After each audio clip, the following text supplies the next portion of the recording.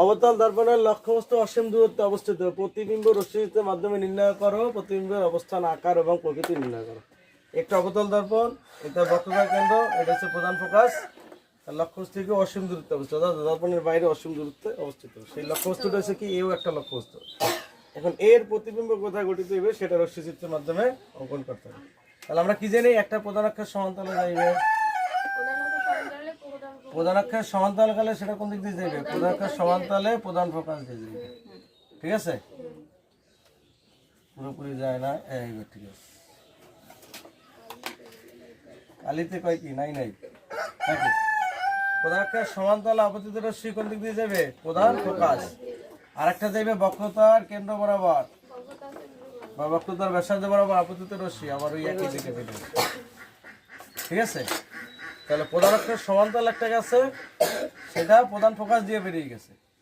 আর বক্রতার ব্যাসার্ধ বরাবর আপতিত রশ্মি বা বক্রতার কেন্দ্র বরাবর আপতিত রশ্মি আবার ওই একই পথে ফিরে আসে। এখন এই রশ্মিটা কোন বিন্দুতে মিলিত হয়েছে, এই যে একটা বিন্দুতে মিলিত হয়েছে, এই যে একটা বিন্দুতে মিলিত হয়েছে রশ্মি। ঠিক আছে, এবার আমরা এটা থেকে প্রধান অক্ষের উপর লম্বটা নিই। এই যে লম্বটা টানছি, এটা উপরক আর এই পূরক দিই।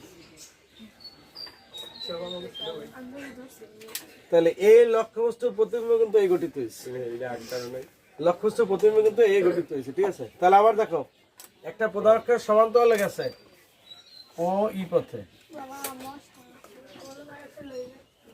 আর লাগবে না, প্রধান অক্ষের সমান্তরালে গেছে ওই পথে নাকি।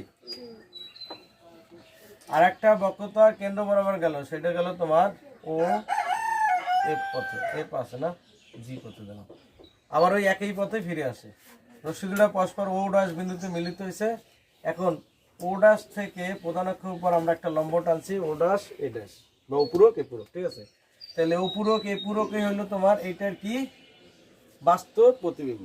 তাহলে অবস্থান কোথায়, এর অবস্থান কোথায়, অবস্থান দর্পণের প্রতিবিম্ব দর্পণের সামনে অবস্থিত নাকি, প্রতিবিম্ব দর্পণের সামনে অবস্থিত, সামনে অবস্থিত। ঠিক আছে, এটা কিন্তু তোমার এমসিকিউতে বলতে পারে যে অবতল দর্পণের লক্ষ্যবস্তু অসীম দূরত্ব রাখলে প্রতিবিম্ব কোথায় গঠিত হইবে। তাহলে এক্স্যাক্টলি এরকম দেওয়া থাকতে পারে যে কি, বক্রতার কেন্দ্র এবং প্রধান ফোকাসের মাঝে অবস্থিত, এটাও দেওয়া থাকতে পারে। আমরা তো একেবারে সিম্পল ভাবে লিখি যে প্রতিবিম্ব দর্পণের সামনে অবস্থিত, সামনে হয়েছে না এই, কিন্তু নৈবিত্তিকে যখন আসবে তখন এটা বলতে পারে যে অসীম দূরত্ব যদি লক্ষ্যবস্তু রাখা হয় অবতল দর্পণে, তাহলে প্রতিবিম্ব কোথায় গঠিত হইবে, প্রতিবিম্ব বক্রতার কেন্দ্র এবং প্রধান ফোকাসের মাঝে অবস্থিত। ক্লিয়ার।